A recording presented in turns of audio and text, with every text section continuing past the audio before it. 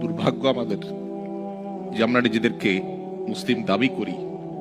আমাদের কোনো অ্যাসেট ছুটে গেলে সেটা নিয়ে আমাদের অনেক পেরেশানি হয়। কিন্তু আমার ঈমান দুর্বল হয়ে যাচ্ছে কিনা,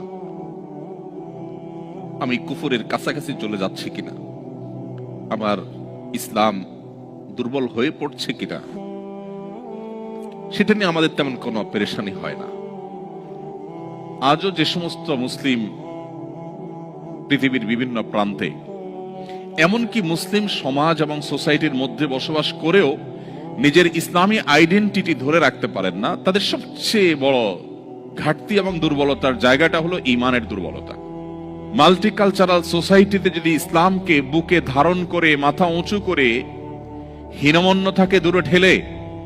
আপনি যদি আপনার দ্বীনকে নিয়ে আপনি প্রাউড করেন, আপনি যদি একজন ভালো এবং আদর্শ মুসলিম হিসেবে নিজেকে আপনি উপস্থাপন করতে পারেন, আপনার ফ্যামিলিকে যদি আপনি গড়ে তুলতে পারেন, সন্দেহাতীতভাবে এটা বহুমুখী চ্যালেঞ্জিং। প্রতিকূল পরিবেশে নিজের ঈমানকে, মুসলিম আইডেন্টিটিকে যদি কেউ উঁচু করে সেটাকে নিরাপদ রাখতে পারে, তার আঁচলকে বাঁচাবার জন্য সে যদি সংগ্রাম করে টিকে থাকতে পারে, জ্বলন্ত কয়লা হাতে রাখার মতো এই কঠিন কাজটি যদি সে করতে পারে, নবীজি সাল্লাল্লাহু আলাইহি ওয়াসাল্লামের হাদিসের এই ভবিষ্যৎবাণীর আলোকে সুসংবাদ সে পাবে।